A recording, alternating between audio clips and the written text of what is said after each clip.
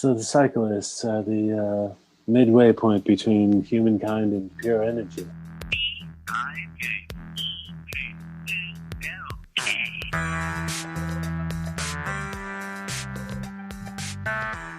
We have Lynn Ingram. Lynn, we're bringing everybody in. It's going to be an all-out bike party today. We have Jim Shanman too. Oh, really? Oh, okay. Lynn and Jim Shannon. Lynn, give us your bio. Give us your 2-3 sentence bio. Okay. Tell us who you are for everybody out there. I'm a lifetime cyclist. I've been riding like 50 years this year, which is really a long time. I was talking to my childhood next door neighbor earlier today about it because we all got 10 speeds one summer, and that was the end of the story, the beginning and the end. And I've been riding race bikes, ever since. So I know the joy of being able to just jump on a bike and ride through the city and go where you want to go to the zoo, go get an ice cream, have a hot dog with your friends, go get a shake.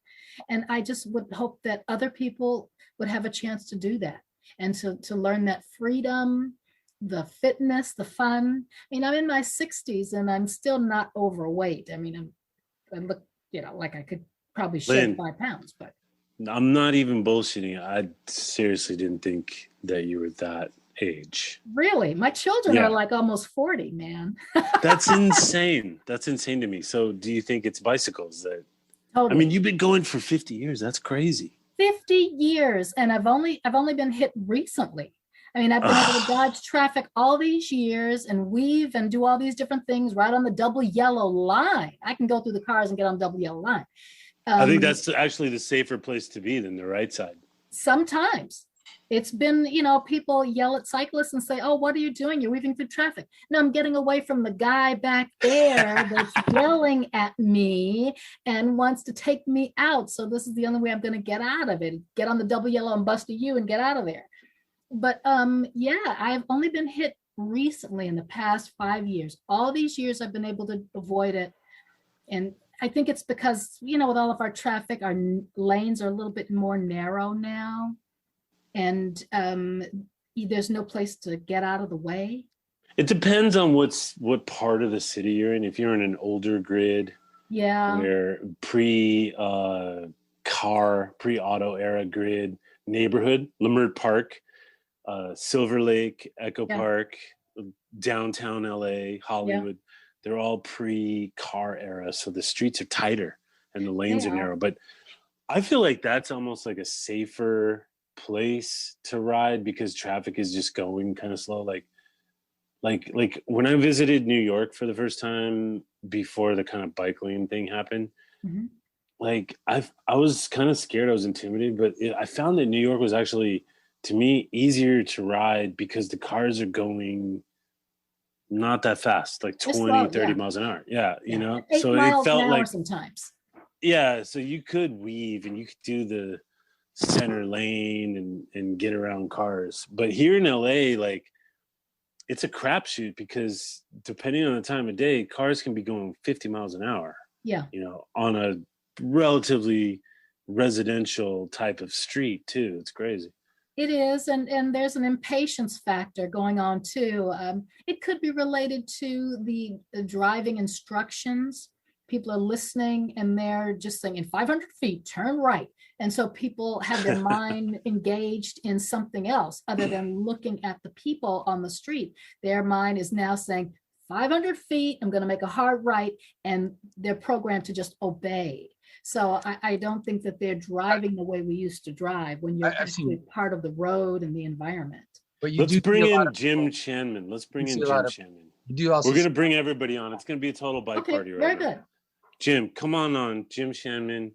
He's the executive director of Walk and Rollers. I call him the Mr. Rogers of the bike scene, which is a complete compliment, I'm telling you, because I work for Jim on pamphlets, like designing pamphlets for schools so that parents can learn how to walk your kid to school or ride your bike to school or drive safely around school, which is incredible that we need this, but we do need this.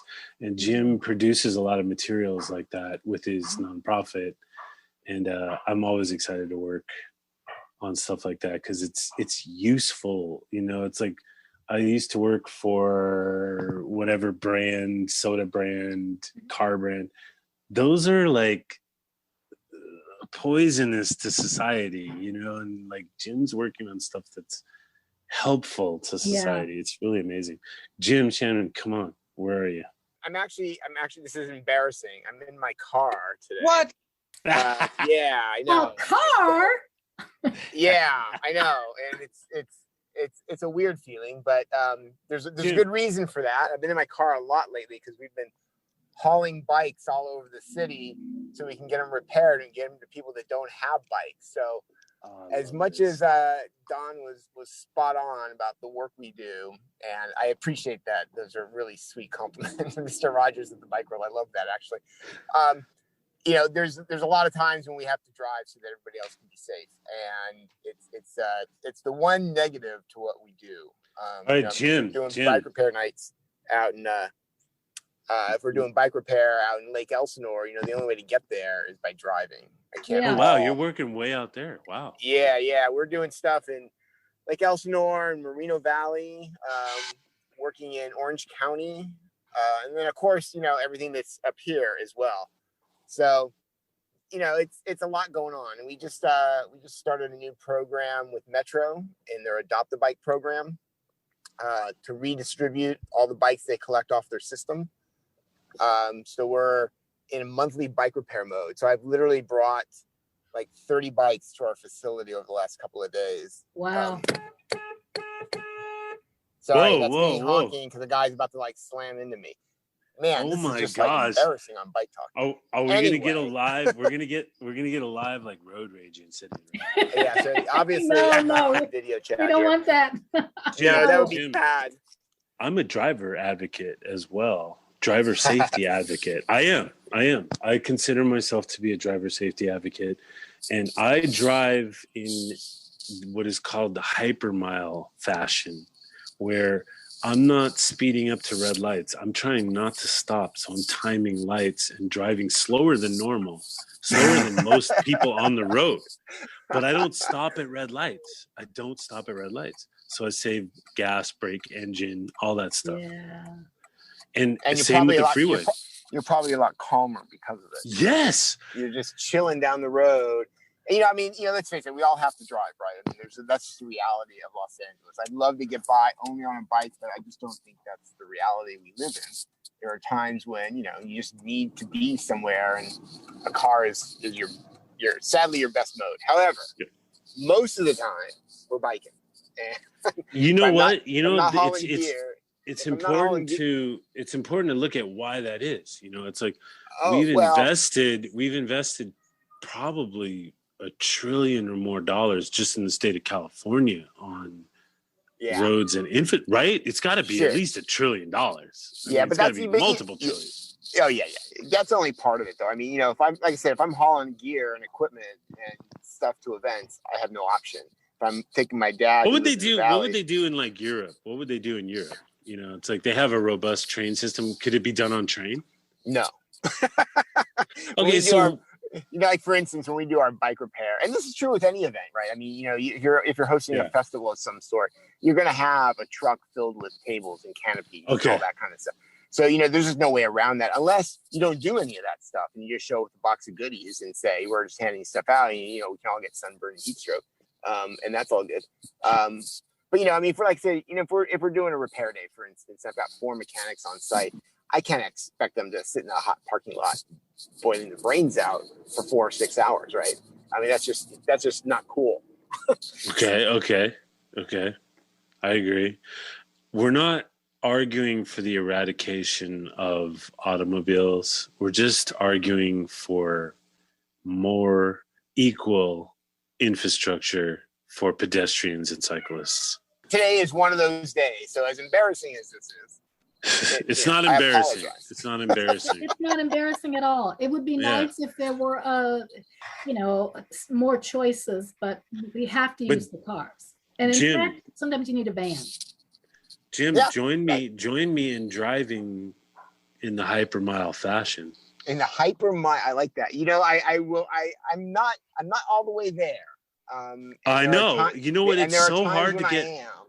Why is it so hard to get advocates on board with hypermiling? Nick, I have trained you. I have shown you the way. Me and Nick, when we leave the studio at KPFK, we get on our headphones. He's in his car, I'm in mine, and we're heading to the 5 freeway. And I hypermile and I coach him as he's hypermiling. And we don't stop for a single light. We completely keep going. We're getting his gas mileage. What was your gas mileage again, Nick? 60. He went from, what was it before? Like 34. To 60. That's 60. awesome. That is awesome. Yeah. I used to do that when I was driving the stick shift, right? Because you didn't want to shift. And so you drive super carefully. And so you can just like coast, or you'd brake really gently, just downshifting instead of hitting the brake. Yeah. And it was like a skill, right? So to answer your question, I think the reason the hyper mile is so hard is the whole point people are in cars is they want to get somewhere quickly. And so you're asking them to like go slowly in the mode of transport that they think is the fastest. I know. To most people, it's counterintuitive. I want that. It is completely counterintuitive. In fact, I experience sometimes road rage when I'm hypermiling in my car. People lose their fucking minds. Yeah, I bet you do. All the time. You do too, right? I just started driving again. I'd stopped driving. Lynn. I just started driving again. I'm driving a V8. Wow. I'm driving a V8. Why? I like to go to these bike events all over the state and in Arizona and all that stuff. So I said, well, you know what? Let me just get the big bomber so I can just let me use as much gas as possible when I'm not on my bike. And make up for it. I love it, Lynn. Wow. I'm no longer embarrassed. Hey, well, you know what? Yeah, we've outdone you, Jim. For real. I'm so cheap. I do the coasting all the way through every traffic signal, and cars run up behind me, blamming on the horn, whip around, stare at me, and I'm just, hey, this is a V8, man. Let me get a yay, yay. So let me get a yay, yay. I'll go the opposite way on that. I actually have, this is going to be really funny. It's been all this conversation. I actually have 2 cars. One is the one I haul a gear in, but it doesn't get great mileage. So I can't do, any standard driving, like picking my dad up from a doctor's appointment or going to a festival in Northern California or something like that. So my standard car is the hybrid, and it gets around 50 miles to the gallon. And it's got that little mileage counter on it, right? So every time you're driving, you see exactly what your mileage is. And my goal is to always get it as high as possible. So I'm kind of like where you're at, Don. It's like I'm always driving, as steady and as comfortably as I can, because I know the more stop and go I do, the worse that mileage is. And I'm always trying to get the hover at 50 miles an hour. How can we? 50 miles per gallon. I need to start a program where I'm teaching drivers how to drive correctly. Is this appropriate for Bike Talk? Yes, it is. On Bike Talk, we talk about bikes. No, but part of bike safety is that drivers need to learn how to drive safe. When I'm hypermiling and I come across a cyclist, I'm going. This is what people have called it. I haven't this isn't something I made up. Like, I didn't know the name of this before, but Alexis Lance told me it's called hypermiling. So I love it. I'm going with it, and it seems to be something on the internet I looked up. But when I'm hypermiling, which is all the time, like when I come across cyclists, I'm almost not going faster than them. Like if I do pass them, it's like the differential speed is like maybe 5 miles an hour. Yeah, I'm with you. And also I'm a whole lot less stressed out because I've given up. I'm like, okay, I'm not going to get there until this time. And I accept that. And hypermiling actually doesn't slow down your trip speed. It just matches your speed with your average speed. Right, Lynn? Lynn? Yes, it does. And you don't waste money. And that's a big thing right now. The economy is just what it is, and you only have so many dollars. And why would you throw them out the window on the road? You know, you're speeding up to the red light. Okay, but to now be fair, now you're talking nonsense there. That no one, that no one buys. No, I think you're right. I mean, that's like the logic behind it all, right? It's like you should be as conservative as possible. But I honestly think that people get in their car, and that's like an acceptable truth to them, is gas is going to be what the cost is. They don't care when it gets expensive. They'll cut dollars elsewhere because that's their reality. Is they have to drive, and you have to drive. You have to buy the gas. It is what it is in their minds. And for the average American, that's probably not a big deal. But if your income is really low, it's a huge deal. And that's the unfortunate thing, is they don't often have choices like so many others do, and they get caught up in that whole, they're stuck. They have no options. And so, I want to say something about the income though, because if you're commuting by car, you do have a certain income, like the car does enable, because we've designed society this way so that the car is like the number one priority. The car does enable people to get to work and make money and do, like there's tradespeople traveling around fixing things and doing things. Like it enables people to make money. The car is not something that will ever go away. We're just talking about, but it's a shame that if your income is low, that you're in that reality. And that's, I completely blame our transit system for that. If we had a better connected transit system, people in outlying areas where they can afford to live wouldn't have to drive on the freeway to get to their work in the city, because they could save a pile of money by not having to do that. But our transit system isn't up to speed. And so really, to them, if they don't want to spend 7 hours on a bus, they're going to get a car and they're going to spend 3 hours in a car. And that's unfortunate in all kinds of ways. They don't get to choose to live near work, and they don't get to choose to live near transit. They don't have the option so many others do. So that's where the transit's problem. We're solving it a little bit with getting bikes to them so that they can, at least get to a transit station maybe, or they can have an alternative. Or in some cases, it's their only option because it's free. And that's like, we need to have bigger discussions on that. I know everyone's talking equity, and transportation is trying to be as equitable as it can, but it honestly cannot get there fast enough. It just simply can't. So how do we fix that? How do we build out a system that's going to cost gazillions of dollars and do it in like 5 years? Yeah, I agree. I did some commuting. I live near LAX, and I did a couple of freelance jobs.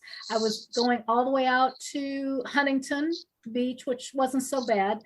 And then I was going out to Laguna, and I was going to Woodland Hills, and I was using the bike and the trains. And it can be done, but I had a long commute, in the morning. I had from LAX to Woodland Hills by bike and by train. By bike and train, yeah. That is no small task. No, because you have to find a bus that's going to take you to a train. Yep. Or you have to just find all the streets that are going to get you to the train. So just get there is a bike lane on Sepulveda from LAX that you could take most of the way, and then you kind of do a little shimmy sham over to Jefferson. Yeah. Where's the train though? Los Angeles. The train, where is it? To the valley doesn't exist. Right. They need to do that. They're working on it. Tunnel to Van Nuys. Tunnel to Van Nuys. Tunnel to Van Nuys. Yeah. This is like 100 years project. Yeah. Fine. I don't care if I'm dead. They need to do it right. Seriously. I don't give a fuck if I'm dead. They need to do it right. Basically, you have to jump the bus. You have to ride into Westwood and jump on the bus that stops in Sepulveda. It needs to be a tunnel that goes from Sylmar to San Fernando to not Pacoima, Panorama City, Van Nuys, then Westwood, then down to Culver City. Yeah, and I don't know where else, the Green Line or something. To go to the Green Line. That's what they need to do. Yeah, it needs to hook. It really should just hook all the way to LAX. But that would be the best possible route if you're dead. What is true though? What could happen immediately, but without waiting? What could happen immediately is more express buses. that would work out just Buses fine. Because it could happen right away, though. Regional transit. Right. I'm sorry, buses suck for regional transit. We need a subway. But yes, fine. Yes, buses. If there were for some sure. express buses that only had like 5 stops or 10 stops, right? At least you can get from one part of town to the other. Lynn's right. If they can do the flyaway, if they can do a flyaway and whisk people from the valley to the airport with minimal stoppage, and people are willing to pay that, why can't we have express buses that go from Culver City all the way to the valley via Sepulveda? Because I think it actually doesn't make sense. I don't think enough people use it. No, I've used it. I've used Flyway. If you can do it without put the bike into the bottom, and I jump on the Flyway to get where I'm going. All right. Yeah, if you can do it without stopping. Okay, so do the bus through the Sepulveda Pass and then do the tunnel from Van Nuys to Westwood. Yeah, Flyway to Van Nuys Airport, and then jump off and then go wherever I'm going to go. I mean, if I was commuting out there, I would do the Flyway because the Flyway is actually pretty good. It's a beautiful ride. I mean, it's very comfortable. And it's only $7. And you can plug up your phone and you can read your mail.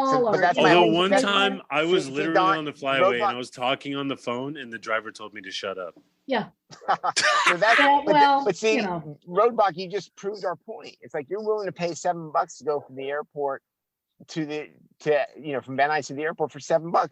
Why can't we do the same thing for the masses going the opposite or going both ways along Sepulveda? Why not just have it Culver City? That's why I want that's why I want the subway. The subway would totally do that. No, dude, man, it takes so long. We can. Who cares? Fuck you guys. Fuck both of you guys. If you preclude the generations of the future just because you want to live to see it, come on. This is not. Don't be it's selfish. Not an either or. This is a two-part response.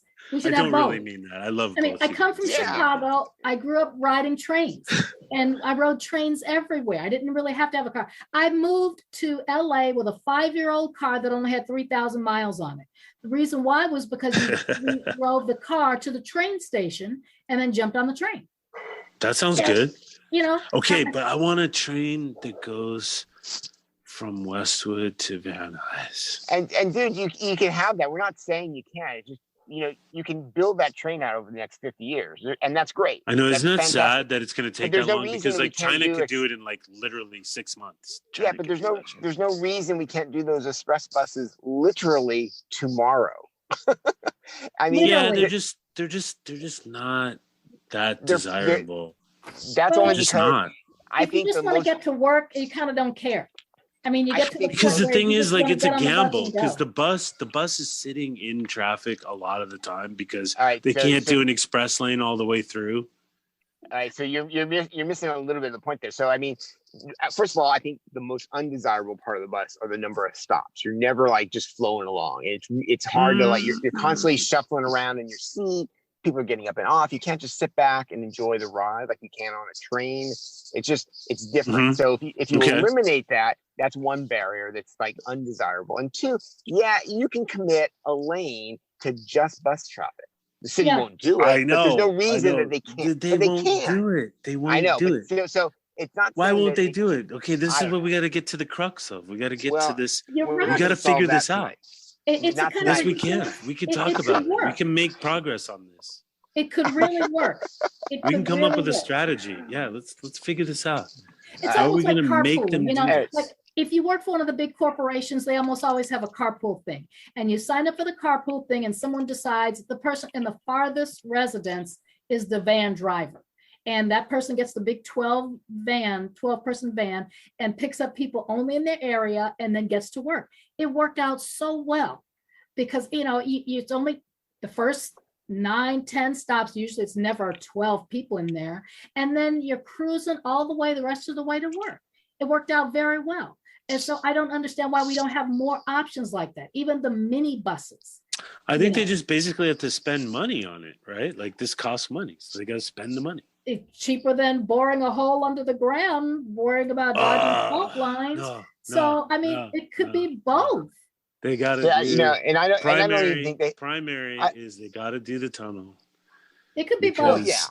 100 years from now, they're going to be like, why in the fuck did they put the tunnel under Sepulveda? Well, hundreds of years from now, everybody's going to have their own little jetpacks, and it's all going to be a different ballgame. Or but, everybody will telecommute. Yeah, there's no reason they can't do the van pool also. I mean, we're subsidizing so much. Oh my God, a van pool. You got to be kidding me. I hate that. So can you imagine being crammed luxury vans? Okay, I have a friend. My God, the luxury vans. Well, yeah, we're riding around. I don't want to be like crammed into a van. I don't want to be crammed into a van. Well, you're a big dude. Around random people. I just want to be crammed. Yes, I'm a big guy. You're a big I like the subway because I can walk around the subway and I can choose where I'm going to stand. Yeah, the little van, I'm not going to get in the little van. I'm not going to do that. I'm not going to do it. I know other people won't either. I think what the key message is here is the city needs to get busy on developing as many options as possible. Because some people have no problems with that van. Some people have no problems with the bus. Some people love the train. Some people are going to carpool. But when we preclude with not providing options in a reasonable way, we leave everybody to, okay, I'm just going to take my car. And that's what's got to shift. We need to get past this. Everything's about the car, and here's some cute little options for the 1% that's willing to do it. Okay, it's absurd. You know what the political reality needs to become is that cars, they got to make it painful for car drivers. Absolutely. They are painful. Sure. No. It's not painful enough. It needs to. The only way it's going to have an effect that way is to make it extremely expensive. Like a full-on pay-as-you-go, major toll roads. You got to make it undesirable. Right now, it's free. And except for the cost of the car and whatever your other stuff is, but you can work around things like that. So you're right. They have to make it painful. They have to make it undesirable. And until they do that, it doesn't matter how many cars go electric. It doesn't matter how much ride sharing is out there. We're still going to have a gazillion cars on the road, which makes it harder for people to walk, harder for people to bike, and makes it undesirable to pick other options. So I'm going to have to jump off in a couple of minutes. So. Can I plug a program while we're here? Go for it. Did I get that option? All right. Yes. So I just want everyone to know that we are establishing our bike repair hub. For the last year plus, we've been collecting bikes, refurbishing them, and getting them off the kids. And it's been great. But largely, it's been run off my driveway. So we've just started our first bike hub where we've got some freight containers on private property loaded with bikes and tools and gear. And we're going to be doing regular bike repair and get these bikes off the kids. And also the program we're doing with Metro, where we're repurposing bikes they pull off their system and get them out to people who desperately need them. People like, for instance, that were incarcerated and are just now re-entering the communities, or adults and families at Boys and Girls Clubs, for example, where they have their transportation options are very limited. And so we're really excited about this. And we're underway as of tomorrow, and we have a GoFundMe campaign that you can find on our website to help fund parts of this program.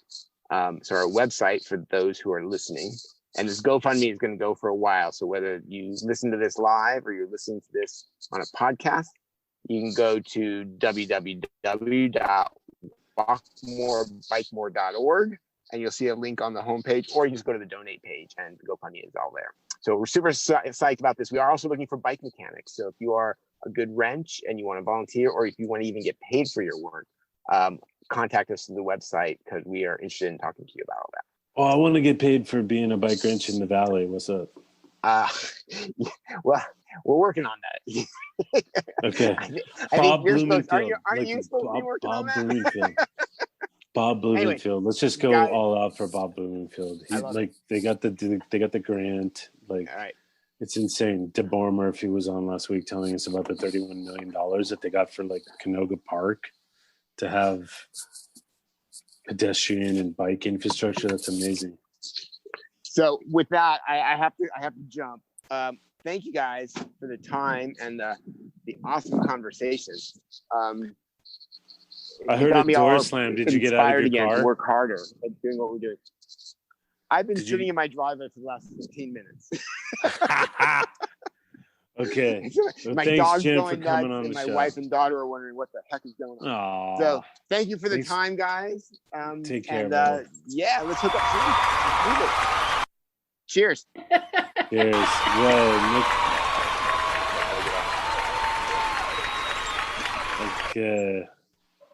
Nick has the sound effects. First time sound effects on Bike Talk. Yeah, laugh track, sound effects. Yeah, we need all that stuff. We need help. Okay, who do we? Oh, Jesus H. Christ. Okay, that's loud. That's loud. Yeah, mix that down. Yeah, he's doing a lot of valuable work. And it is interesting, too, this whole thing about economics. I know a lot of people that have one car at the house, and have maybe 5 people, which is not, that's not a crowded household, but it used to be 5 people, 5 cars, before the big recession. So you have to kind of figure out how you're going to divide up the resources, who gets to get dropped off, what's the schedule going to be, and who has to take the bike with them and get to the train, and that's okay. It's no big deal. No big deal. No, I just have to make it work. It would have been nice if the economy had cruised along, but it did tank, and a lot of people ended up with, tough situations. They had to just reconfigure their money and their time. I like your background. What is that background right there? This is the famous gate at the top of Mandeville. Oh my gosh. This is. Oh, that's funny. The bike that was stolen from me, but I love that bike. But we rode up, what is that, Mountain Drive or something, or Mountain View on the other side. Yeah. We rode up as Wolfpack. We rode to the top. Then we found a dirt road to go behind the Getty. We were riding on that. And then we arrived here and we had to jump that gate to get over. And then we took Mandeville Canyon down. Okay. That's the only time. There's a whole series of trails back there. Can you explain what you're talking about? Oh, this gate is at the top of Mandeville Canyon. And Mandeville is one of our training rides. It is above Sunset, just goes all the way to the top. This is the very end. It's a dead end. And it's just a common training ride. A lot of people do it Saturday mornings. Some people do it Tuesday mornings also. And what's really interesting about this gate and this house is that we've been riding up here for 20 years or whatever. And Arnold Schwarzenegger lives somewhere on Mandeville, and every now and then you'll see him. Get the hell out of here, really? No, you'll see him up there somewhere, and he'll, say, hello, everybody. He's a very nice man, and he rides around. He's very fit. So he's somewhere up on the canyon. I had a cousin that lived on the canyon. She was the president of IBM South America. She lived on the canyon. There's a couple of famous comedians on that canyon. So really that is place. like a high dollar area. Yeah. But this is the good story. This guy that lived at the end was watching us for years on the camera. So one Labor Day, we had probably 150 people at the top because it was the big holiday ride. And we're all laughing and talking, and the gate suddenly slowly parts and it opens up, and everyone's standing back thinking, oh my God, we're in trouble now. We make too much noise, and the guy, whoever owns this house, is going to be mad. The guy comes out and he's just chit-chatting with us, and he says, look, I've been watching you guys on camera for the past few years, and this looks like you're having a lot of fun. I think I'm going to get a bike and I'm going to ride with you. Oh, no way. I'm telling you, the guy is just the greatest guy. Sometimes there'll be a plate of cookies out there. Wow. Yeah. Wait, so this is the last house on Mandeville Canyon? The very top. Huh. Okay. Okay. So top. that must be like a crazy private residence. Okay. So I don't think they're all just different size houses. My cousin had a normal house. These houses are like multi-million-dollar houses. Like this is an insane neighborhood up here. There's front houses that are normal size, and then there's back houses where you go down the skinny drive and it's secluded. The people in the back houses are the super rich. The people in the front houses, like my cousin, it was just a regular house. Those are like the mega rich, and then there's the super rich behind it. Well, I don't know. She worked super hard, so she has a super nice house. Oh, I'm not dissing. But anyway, that's what this is. This is a very famous, almost every cyclist that does any training rides will recognize this gate. I went out, took a picture and put it up there. How cool. Yeah. That's a very cool story. Very cool story. He's a very nice man. I have nobody's seen anybody for a while because of the pandemic, but I'm sure he's been riding on his own. What does he do? Tell us about him. Do you know anything about him? Well, nobody really asked any private stuff. Okay. Probably my age, maybe retired, maybe not. He's super intelligent. Maybe he's a professor or something. Okay. Cool. Yeah. That's very cool. The other house that was on this moment, this side was a UCLA professor, because there's a driveway right there that goes up. And she also would come out all the time, and she'd have waters and stuff like that on the holidays. And she had a little sign-in book, and she would say, just little stuff, sign the book, and she was going to write a book about the book.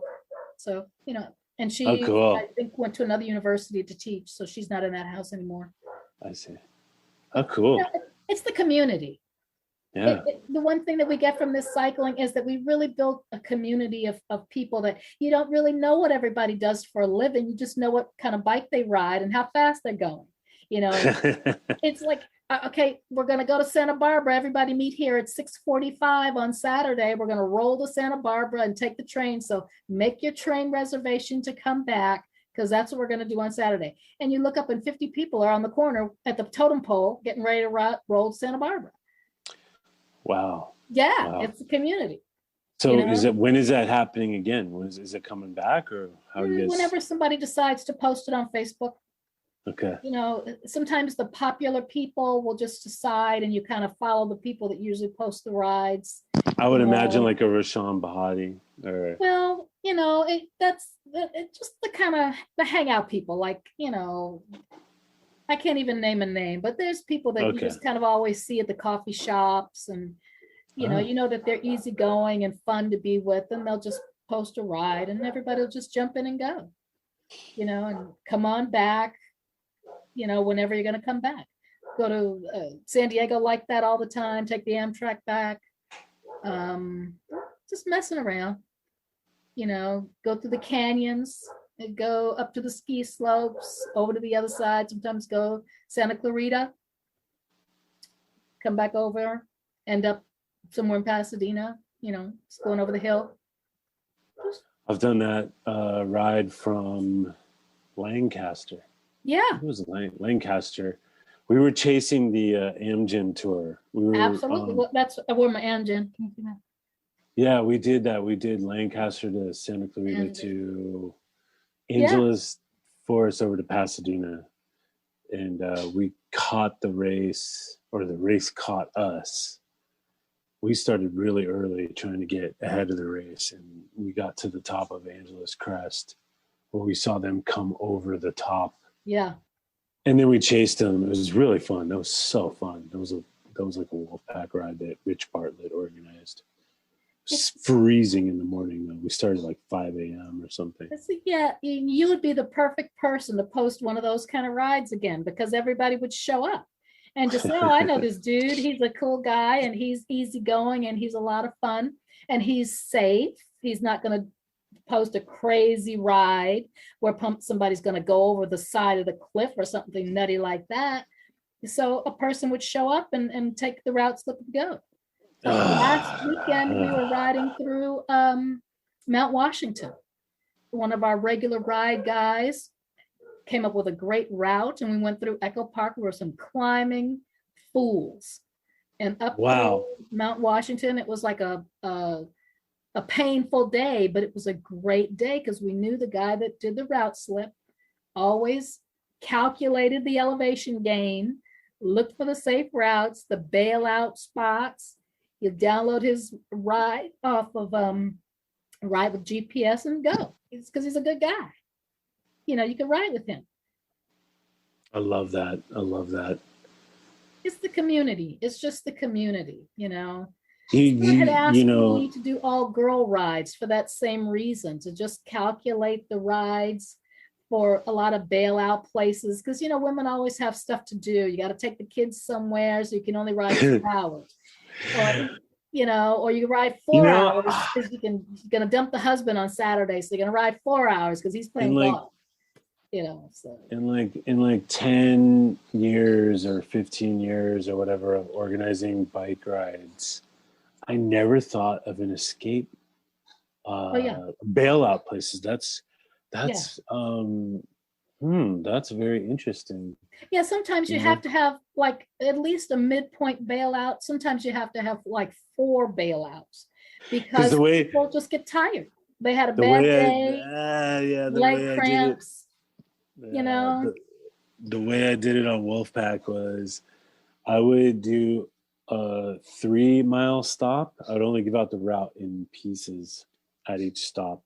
Mm-hmm. So I would give out a 3-mile stop, like let's say Sunset, left on Broadway, stop at the river, the bridge over the river.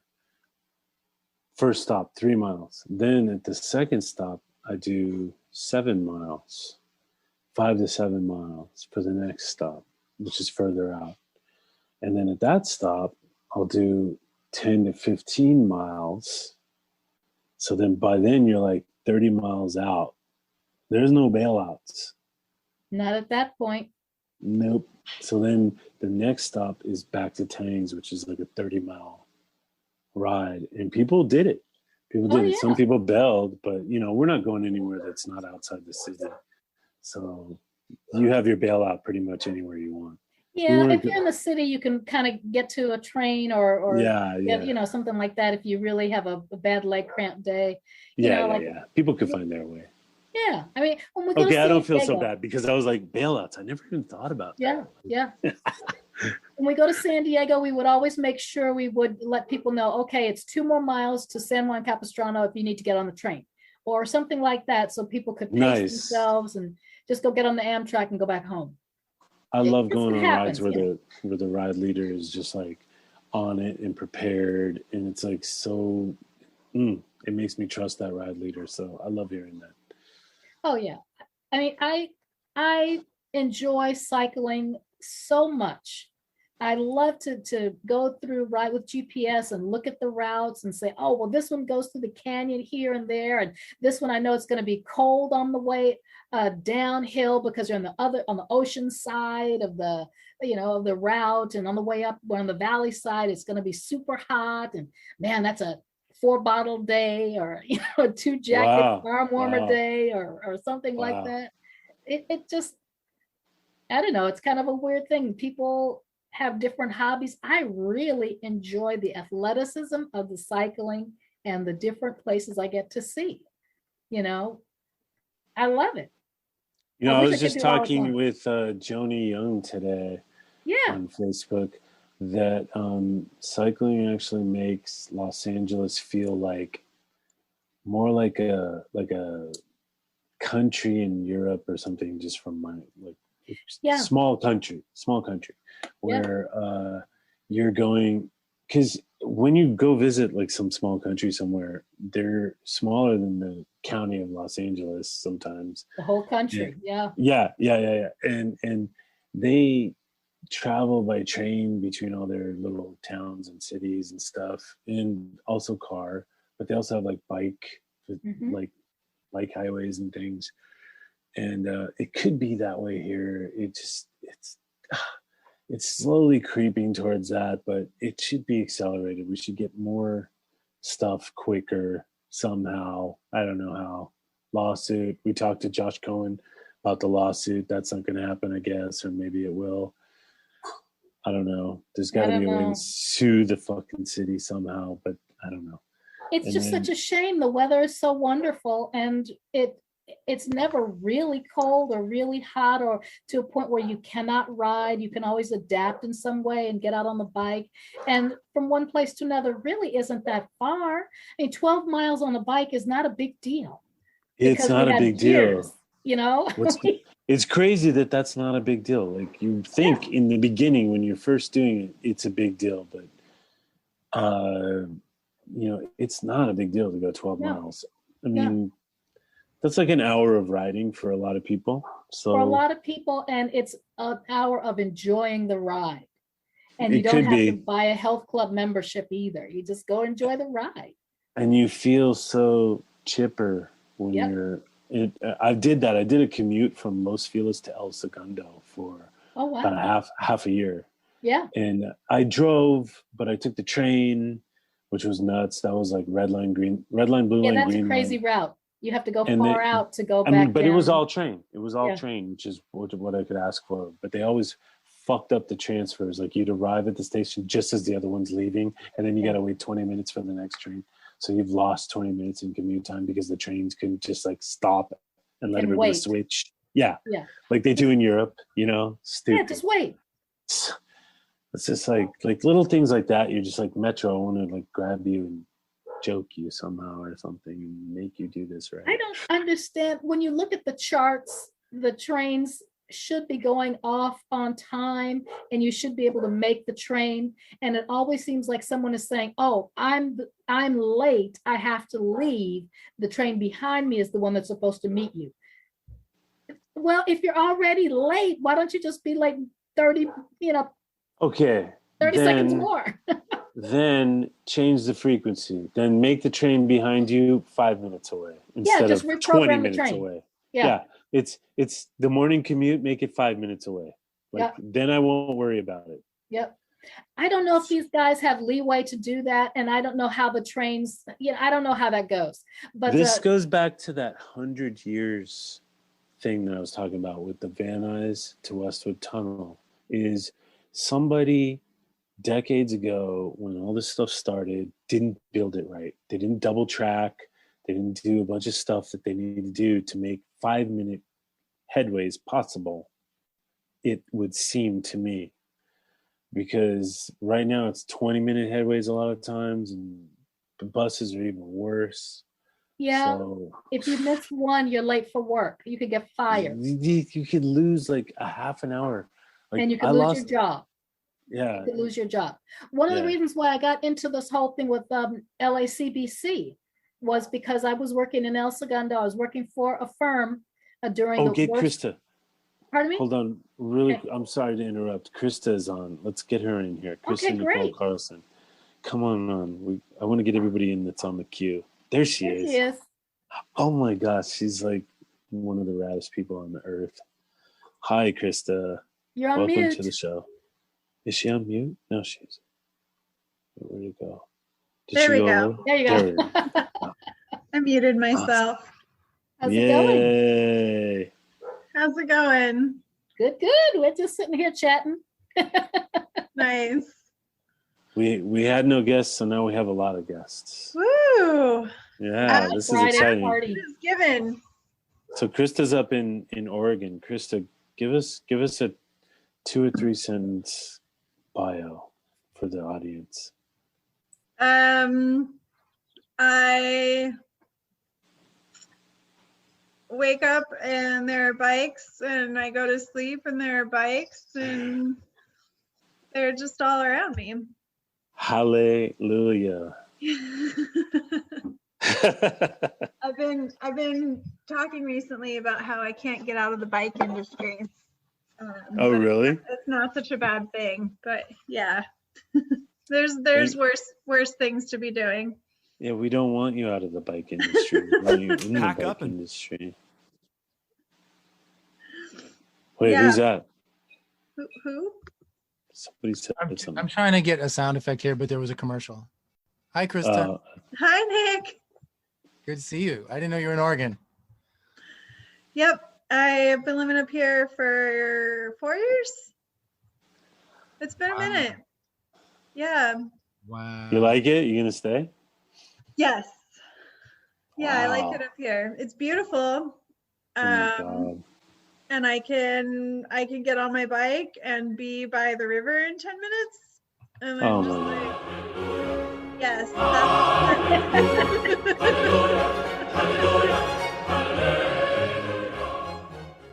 Wow. That's pro nice. level. Yeah, good job, Nick. Nick's got samples now. I appreciated that one. Hey, we're coming up there, so maybe we'll say hi. Oh, rad. That's awesome. Definitely do. One time we did we went up to Eastern Oregon and rode back here. was beautiful. Wow. I mean, Oregon was so beautiful. I was just in tears. I was just looking around at the eagles and the trees. And, oh my God. I love Oregon. I love Portland. I love riding around Portland, the river, all that shit. It's so cool. You're so lucky, Krista. I love LA. I do love LA, but you know, for being a cyclist, Portland has a lot to offer. Oregon has a lot to offer. Do they still have the drinking fountains that flow all the time in downtown Portland? Well, not at the moment. Oh, really? I mean, hold on. My cat's getting me. Oh. You know, he's being an absolute maniac. He's like trying to scratch on my jackets and climb the curtains. Hey, kitty. Hi.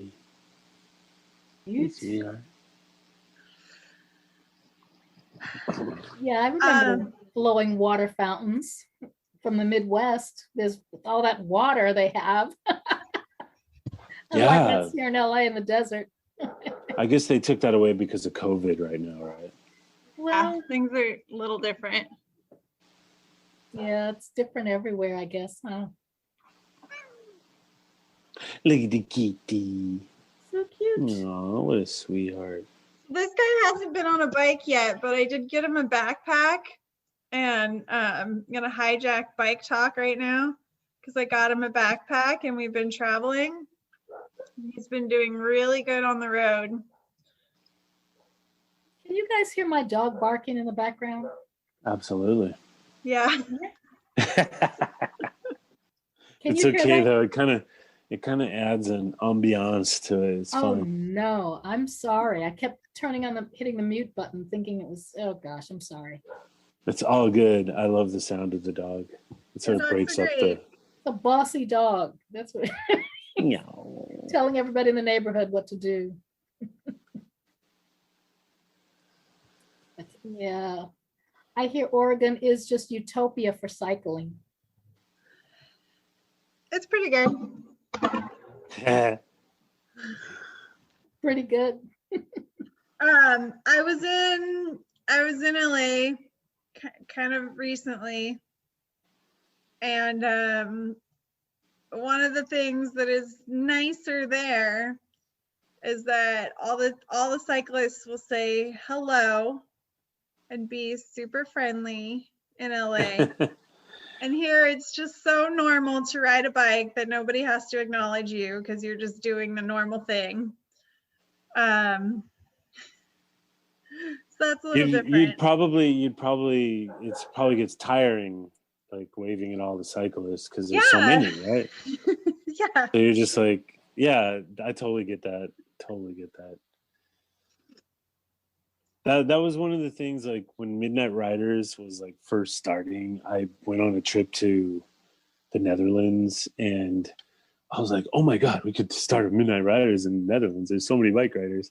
And I was talking to people and they were just like, why would we go on a group ride when we already ride bikes all the time? I was like, oh, you're right. Fuck. Yeah. All right.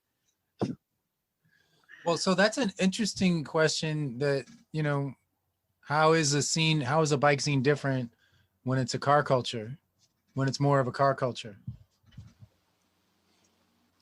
We're the rebels to, you know, we're going against the grain, and that makes it fun and pernicious and audacious and whatever, bodacious. Mm-hmm.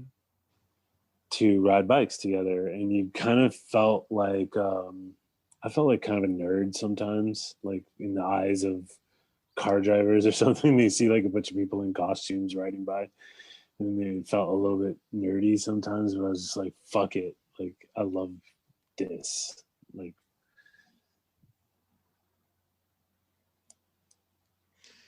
yeah, well, nerds, as we know, are actually the best people. They're awesome. Yeah. Well, not all nerds, but I mean, you know, all nerds.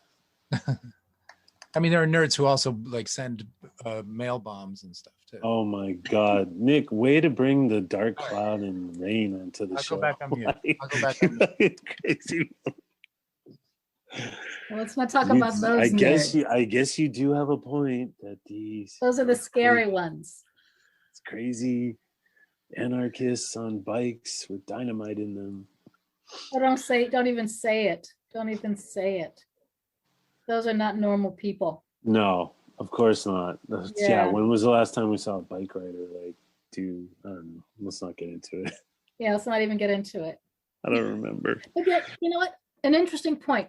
One of the groups of people that really taught me how to ride were the students at University of Chicago. So I was riding along on this 10 speed is what they used to call them. And I would cut through the University of Chicago area on my way to the lakefront. And I saw some guys, they were all riding and they said, hey kid, they call me kid or they call me squirt. Where are you going? And I tell them where I'm going and we'll take this street, take that street. This is safe, this is not safe. And so I would come back every Saturday and kind of meet up with these guys and they adjusted my bike. They taught me how to ride. They taught me how to race. They were students at the University of Chicago. They didn't have to talk to me at all, but they talked to me like they were my brothers, like they were being my big brother. And their biggest tip was for me, because I was probably 80 pounds back then, was to drink some Dr. Pepper before a race. So I could get enough sugar and caffeine to actually win. But this, the cycling community is everything. Most cyclists I've ever known were just, enjoying the great outdoors. They weren't nutty, just enjoying the beauty of the outside world. Not throwing dynamite. Oh my God. Way to go, Nick. Maybe we can edit that out, actually, to cross off one of the bike talk bingo. Nick always comes in with the zinger. I awesome. Think being in a car-centric city and riding a bike makes it a little more celebratory because that you're living better than most of the people around you. Man. You're enjoying the trip, Yeah. Stop and see your friends, chat with the neighbors. You learn the whole community that way. The community certainly learns who you are because they see you on the bike all the time and you become sort of a safe community member. They feel like they really know you and, can talk to you about different things like, what about that, trash truck? Why is it late? Just whatever. It's just, you become a safe community member and kind of a stabilizing force in the community. Otherwise, people are in the house or in the car. They don't talk. I love how we talk up cyclists. We're just so the cyclists are the midway point between humankind and pure energy. Yeah. That's funny. Well, I've always enjoyed just being out and being able to see people and totally. just chat. In the car, you miss that whole thing. You miss that whole socialization thing. You just. Also, I want to say that you're reducing a lot of expenses in your life by reducing driving or not driving at all or not owning a car. Not owning a car means you have an extra, minimum extra $4,000 a year. If you don't have a car, that minimum $4,000 extra a year. That's, the average amount of money people spend on cars is $10,000 a year. And you just gain so much time and resource by not driving a car. It's so crazy. And that's more vacation money. To me, right? Another plane ticket, another few plane tickets.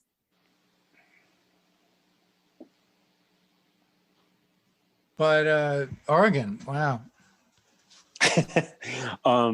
Maybe Krista, it's just timing. Who I haven't seen in so long. I'm so stoked to see you. tell us about the local bike scene in your world. Just give us a little slice of life. Yeah.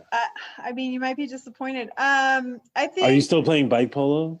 Well, yes and no.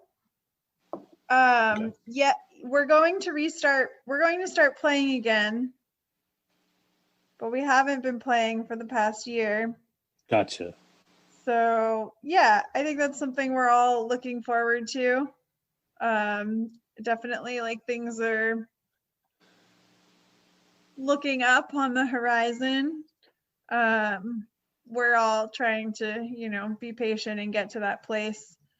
We have to get used to playing masked, which is different, and touching each other less, because polo is very contact, and sweaty and all that stuff. So trying to just figure out how to make it safer and still fun. I have been doing a lot more gravel riding, a lot more riding on dirt roads and in the forests, and there's just lots of woods around here, and I can even just go to Forest Park and ride in the city, which is an awesome resource that we have. We also have Sauvie Island here, which is just barely outside Portland.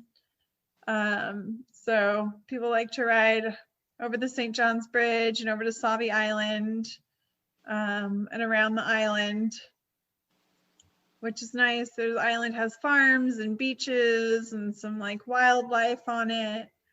It's nice to be somewhere where you don't have to go very far at all to get out of the urban landscape.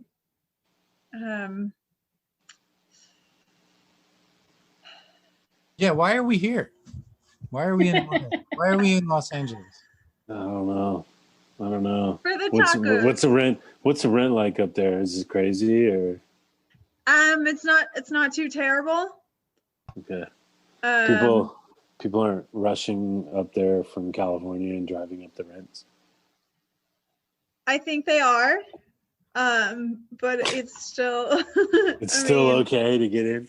Yeah, it's still okay. I think that a lot of rents have kind of dropped recently because it's hard to rent things now. I think a lot of people are moving into vans. And just, moving into van life, or trying to figure out some way to not pay rent anymore. Yeah. Or mortgage, that kind of situation. To have more money for bikes. It's like, it's all about how do we fund our bike collection. It blows my mind that we have this earth and we still have to buy a place on the earth. Like, it wasn't our fault that we're here. Like, the earth produced us and we still have to pay exorbitant amounts of money to rent land. Like, we should just all have a piece of land or something. I don't know. It's just crazy to me. I feel like I don't know what I'm talking about. Wait, somebody's here. Is it Brian? There's Brian. Hey. Yeah, I hopped in right when you were talking about, if people need land and like, why is it so expensive to live? I live in a camper, man. I'm telling you, that's the way to go. Buy some land or make friends with somebody that has land, get a camper and a long extension cord. End of story. Perfect. I mean, yeah. At least a cutoff point. I mean, 17 feet of just wonderfulness, all mine. What's the cutoff? That's awesome. What's the cutoff, Lynn? Oh, just how much you spend per month just to live. I mean, have friends that have $7,000 a month mortgages, and I just think, okay, fine. I couldn't do it, but that's what they do. To me, there's a cutoff point of, I would just say, you know what, I got to do something really different. This is too much. This is too much of the income. I got to have bike money, like you said. It's got to be bike money and fun money, and got to do something different, like get the camper or something. Make a change. Where are you, Brian? I'm in Portland. Ah. Do you know Krista? With Krista. I've heard of her. Or heard of them. Joking. Yeah, we're pals. The usual suspects. Sometimes we play bike polo. Sometimes. Is this another? Krista is one of my favorite people on earth. Like, I'm alive because of Krista. That's a huge compliment. Huge compliment. Yeah. Do you guys? I ride bikes because of Dawn. So, can you? How did that? Like with Midnight Riders? Is that why? Yeah, I think my first one was like 2008 or so. Is that now what is it, the 2008, and for some reason what happened in 2008 in the bike scene in Los Angeles? We were still meeting at Pioneer's Chicken. I mean, that's all I can really think that's that's different about it. In Echo Park. Yeah. And then you saw that and you got a bike, or how did that work? I was commuting at the time anyway from like Highland Park to downtown LA for work. And it was really because, what happened that year, actually? The bus strike. That's what happened. One of the many. They were striking. So I was riding to work because I worked at 4:30 in the morning. And then I had a friend who was like, hey, come do this bike thing. I didn't think I could do it. 18 miles later, I was like, we're done? Like, I'm drunk. This was great. See you guys in a couple weeks. Like, yeah. I wonder what impact Midnight Riders had on the world, if you could somehow map it. It'd be a really cool thing to see on a map wise. For me, I mean, it actually drastically changed my life. Most of my bad tattoos are from bikes. But I met most of my close friends. I live in Portland because of Midnight Riders, because I played bike polo. Like, just bike culture that seeped into my life is all because of Midnight Riders. Weird. How come bike polo isn't like an Olympic sport yet? We drink too much beer. Like during the game? Yes, during the game. Oh, okay. Okay, yeah, that'll. I mean, I think some people take it a little more serious. Where's my plug? Brian, we're hanging on your every word here. For about a year, and then I rode for state after that. And it was cool getting free stuff from them, but what I wanted was them to put money into our game, What do you mean? Which did not happen. I mean, when you look at X Games or any of those sports that are outside of like the big official stuff, I mean, the whole thing just looks like, ad revenue put everywhere, because that's what grows a sport, sadly, is, corporations investing in it. And I was trying to get those bike companies to come put the money into us, but I don't know, we're a hard sell. That's a hard sell. That's a hard sell.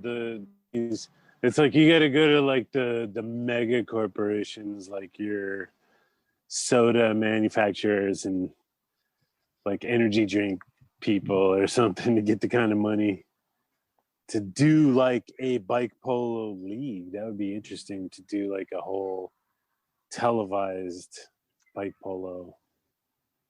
What we have done is live stream, YouTube live streams. So we've been able to do that.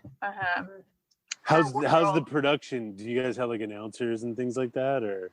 Yeah, it's hilarious. You got to watch like our next tournament. We have commentators, and they are the most amateur, brilliant commentators with some of the like most expert level heckles, and sometimes true or fictional background information about the players. It's up to you to decide. Vicious rumors. I could see Donnie Pepper being a host as well. He'd be funny. Has he done any? I feel like I watched a game where he was talking in the background. I see. I think he probably did some commentating at NAs at the North Americans a couple years ago. Do you guys know the Pedal Junkies in Fresno? Yeah, right? Of course. Oh yeah, their family, yeah. Yeah, I love T so much. We had them on. We were sold on Fresno. We were like talking about doing a road trip. And that's how good he is. He sold you on Fresno. Like I've been there, and like he's him and Sarah. The only things I love about that city. The rest of it's okay. Old ladies would mean mug me. Like church ladies would look at you on the street like, what? But there's also a part of Fresno that looks like Pasadena. Really? Mm-hmm. Yeah. I don't picture them having big trees. Yeah, I was gonna say trees. There's some trees out there. T and Sada would show you around. I mean, we were looking on Google. We could see a lot of things on Google. So I don't know. I was sold. Maybe it was, I don't know. I had some edibles or something. I was totally sold on Fresno. We were talking about going. We were definitely going to go up there. It's the bike community he's building up there. He's not just doing bike polo. He's like getting people together to clean up the streets of the cities, doing these things where they teach kids bike safety. Like, that guy needs a cape. Like, right on. I mean, like, you put in some work, but I would say that dude rivals like what you were doing back in the day. Like, wow. John, have you met T before? Was that your first time? I feel like I've met him before, but that was our first time really getting to know him. And what was his girlfriend's name? Was that the one that we had on? What was it? Sada? Okay. Sara. Sada. She was on too, right? Nick, was that the other? That was. I'm blanking on the names. A month ago. Yeah. Fresno. But she was on. Yeah, they were great. They were like really personable, and like I said, they sold us on Fresno. It was crazy. Are we still sold, Nick? Are we gonna go up there? I mean, I was. Hey, it's Karen. Hey, we have Karen. Karen is on the phone. Karen. Hi, Karen. How are you? Karen rides like century almost, right, Karen? I'm going inside because there's too much noise. Don't you ride like 70 miles just like on a whim? Are you talking to me? Well, is that a problem? Or? I have hardly biked at all for the last 2 months because I've been recovering from an injury, so I can't do 70 miles right now. Oh, whose feline is that? That's my kitty. Oh. Yeah. I want to train my cat to go on the bike, but I realize with semi-feral cats, that's probably never going to happen. Really? Because that's my dream too. Is that not possible? Well, I think anything's possible, but we got 2 cats, and one of them still 2.5 years later won't let us touch her. The other one is affectionate, and I've tried to train him to go in a harness and go for a walk, but he really doesn't like it. But then I read a book about how I was doing it too fast. You have to do it really gradually, and I don't have the patience. So Lynn, I like your background. Yeah, this is the Mandeville, Well, I recognize the gate. Yes. Yeah. That's a great backdrop for bike talk. Yeah, that's the white bike that I used to have. Yeah. So what did you guys talk about? I was surprised you're still going. Didn't you start like at 6? Yeah. Nobody had anything to do, huh? But 8 already. That's kind of how it is. That's how I always miss it, because we eat dinner and then I forget all about it. But then we were sitting there and shooting the shit after dinner, and I realized, oh, bike talk. Bike talk. We could do like a yoga type of tai chi, yoga bike stretchy kind of bike talk where. Love it. Hey, it might work. I got a good buddy that started his online training business. He's a regular trainer, and they don't want to come back to the gym. I don't want to go to the gym. I tried to join a gym twice in my life, and both were total bombs, total ripoffs. I was forced to be a member for like 3 years, and I went maybe 5 times total. It's horrible. I used to pay for a monthly membership at a gym, and I called it my $60 workout, because at the end of the month I'd go, oh man, I haven't used it. Yeah, it's kind of crazy. I wasn't going to be into fitness until I found this bike riding thing. Somehow riding on like Wolfpack or whatever fast became meaningful, and therefore it was something I would do. Like lifting weights in a gym is just like mindless, like not meaningful. Boring. But riding through the city and adventuring and experiencing and meeting people and all that stuff was meaningful. So that's how I got into fitness that way. I saw an old picture of me like when I was actively riding all the time, and didn't realize at the time how fit I was compared to now. Like I'm looking at that picture and I'm like Bruce Lee, like 2% body fat. And now I'm like borderline dad bod. And I'm like, what? Why didn't I looked great. Shit. Like, oh well. Hey, you know, I mean, look at Lynn. Lynn, hey, you are in shape. So I've unreal. I want to be there someday. I've got to get fit again. I was super fit, but I think with the pandemic, a lot of people were just staying close. You know, if you didn't have to go to the office, you just kind of stay in the house. I actually I went with a very small group of people, 3 people, bike riding, and we were doing the social distancing. You know, we weren't wearing masks when we were riding, but, you know, we were being safe. And we just went on these rides, and it started getting crazier and crazier. At the end of the day, we did a century up and down the coast, and we were in shape during COVID. Fuck it. But we just kept to ourselves, like a small, literally 2 other people, Blanca and Jeff, and we just were riding like crazy. It was really cool. That's great. I wish. A lot of my friends were riding around town. They were going through LAX, which was completely shut down, you know, riding through the middle of that whole oval area, not a car in the whole place. You could have set up a criterium. Pardon me? You guys could have set up a criterium to go right through there. Big race. Well, there's a lot of video. You could see it on YouTube. A lot of people took video because it was just almost impossible. How do you do that? You know, they're riding 5 across, going around LAX. It'll never happen again. So people were going out just to do it, you know. And I didn't go. I'm so close, but I didn't go because I was here being grandma, and had to watch the baby, make sure everybody was safe, and you know, that's what I did during this whole time. So good for you. But I wish I was in super shape. I'm gonna get in super shape again. At one point, you've been riding with LA's with the Lemley riders, right?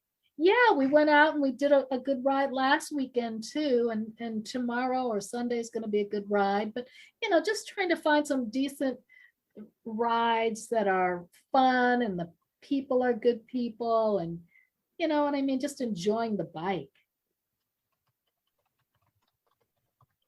Well, I'm gonna try getting out tomorrow, but I'm gonna ride real slow and Gonna do the flats. see what I can do.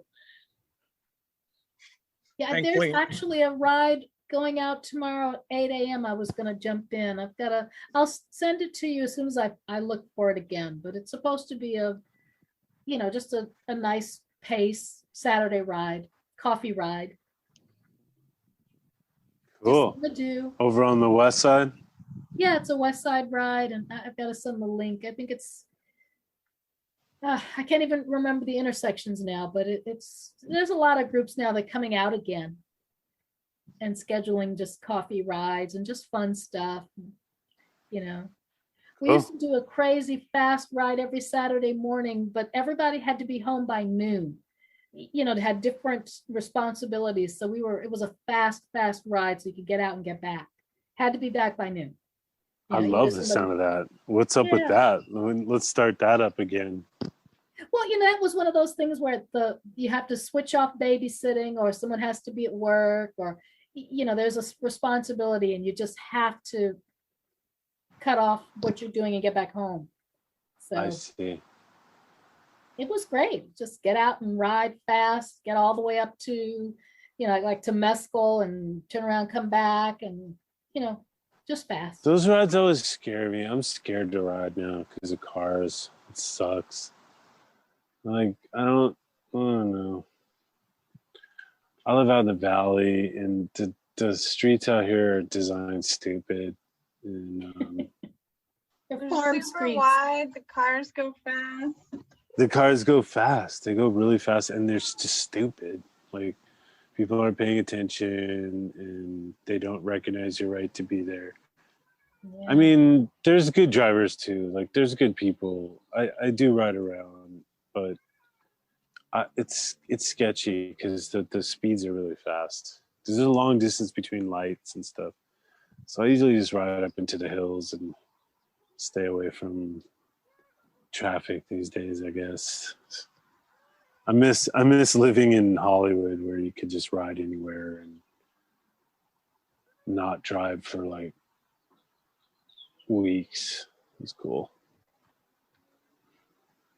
Yeah.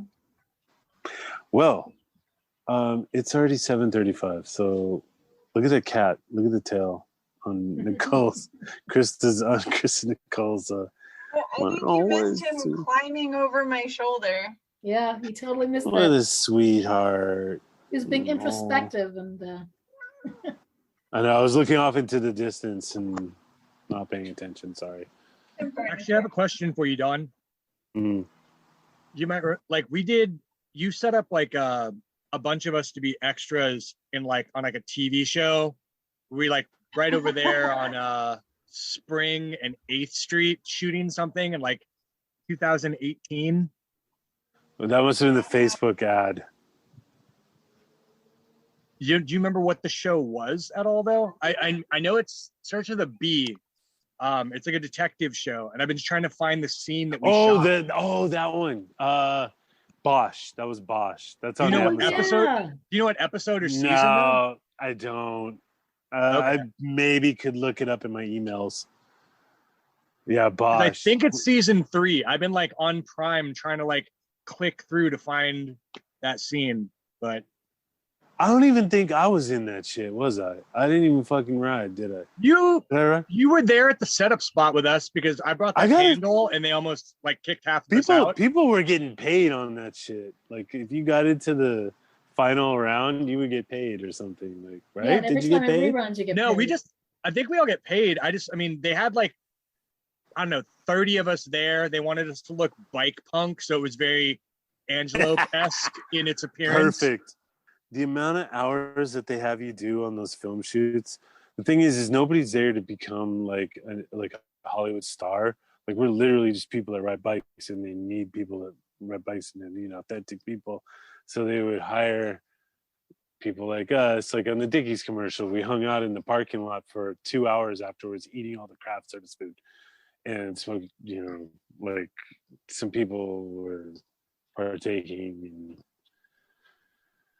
Yeah, and then finally the security guard kicked us out. But we got paid for that Dickies commercial.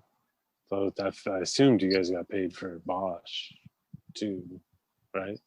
You got your check? I think I remember getting a check. It's like a couple hundred. I mean, because of Bike Polo, I did like 4 different commercials or movies in like 2000. Like, wow, I was in an iPhone commercial and I got cut, but I still got $1,500 for it. That's nice. I didn't get the residuals though, so I lost out on 17 grand, but I got 1,500 for 6 hours of sitting there. Yeah, residuals are everything. You can make money forever. I was in that Dickies commercial and my face was on for less than a half second, probably, maybe even a half second. I got paid 10 grand. Actually. Wow.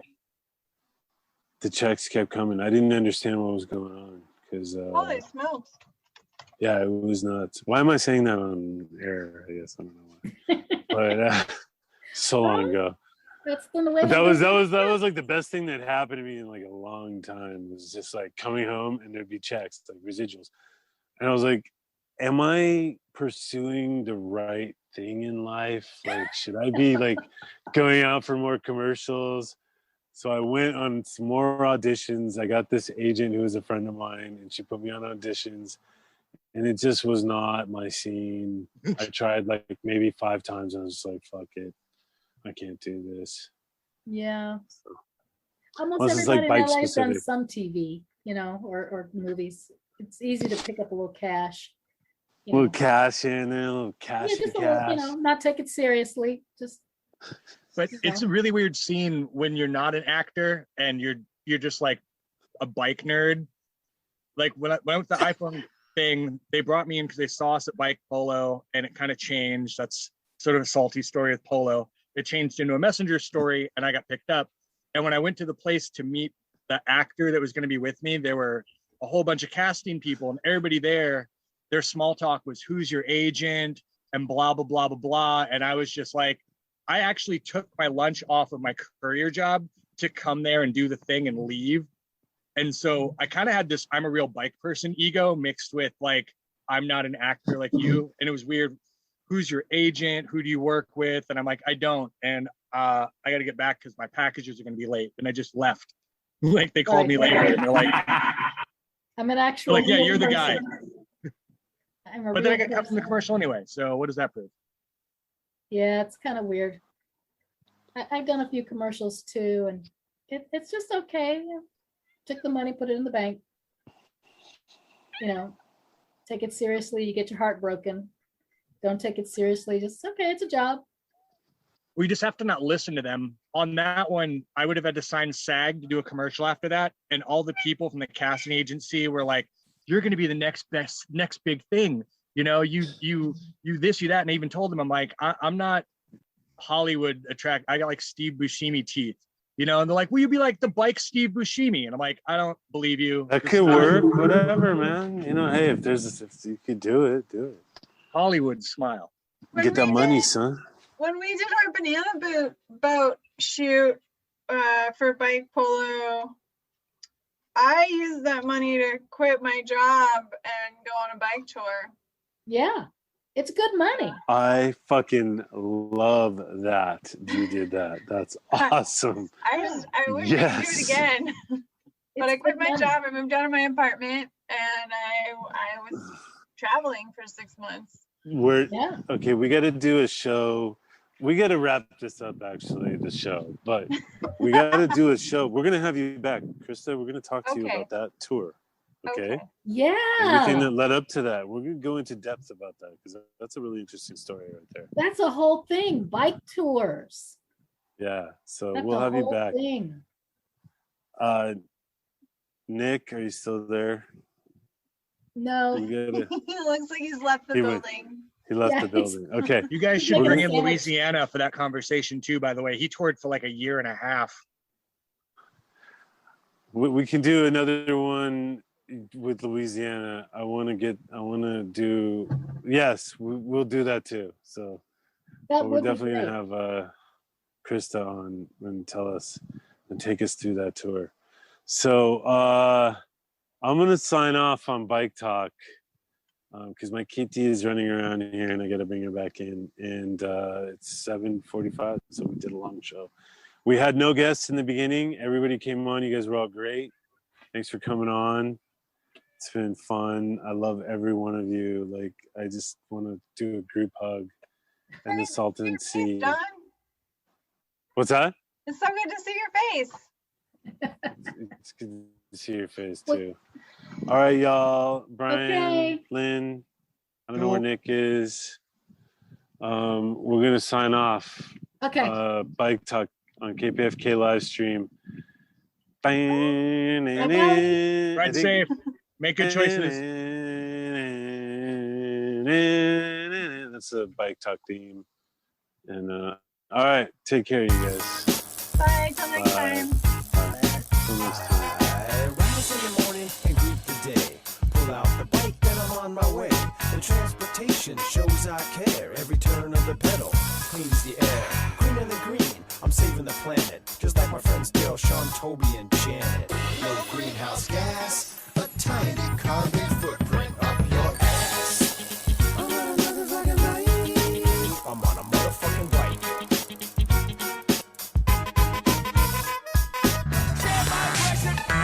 Thanks for listening to this episode of Bike Talk. If you want to hear more, go to kpfk.org, navigate to programs, and choose Bike Talk. On the Bike Talk page, click on the archives link to play or download shows posted in the last 4 months. Go to biketalk.com and copy or click on the RSS link to subscribe. Our Twitter handle is BikeTalkPFK. On Facebook, we are Bike Talk. You can become friends and join our group.